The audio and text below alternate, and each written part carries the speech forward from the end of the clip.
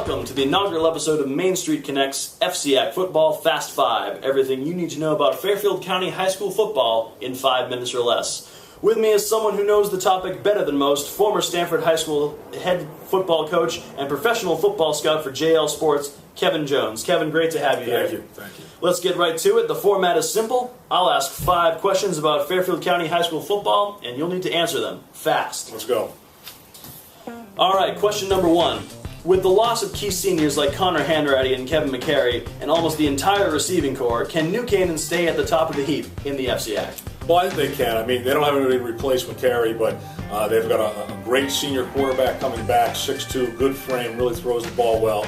And they've got a host of receivers that will take over those catches that McCary had.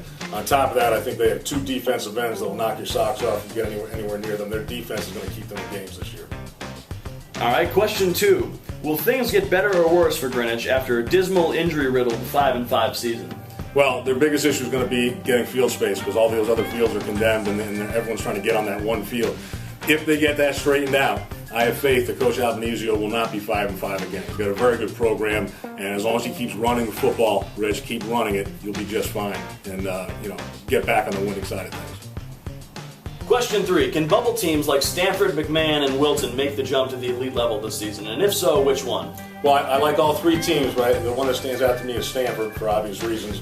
And the Boner twins at quarterback and wide receiver. Quarterback's one of the most dynamic players in the league, and I think that they're the team that's waiting in the wings to be a bubble buster and make the playoffs. And that brings us to our Main Street Connect Game of the Week. Staples at St. Joseph this Saturday at 1:30 p.m. Check out the schedule Staples has this season, and it starts with the Class S defending champions. Talk about a tough road to the playoffs they had compared to the last season. So question 4, Kevin. Can Staples remain successful with that schedule after graduating 25 players on the roster and starting a sophomore quarterback in Jack Massey? Well, Marcy's had success starting any type of quarterback he wants. He's had guys go down, and he's filled in with the guys behind. He's got a great system. They lost 25 guys, but they have 75 other guys waiting to take their spots. He's got a great program down there.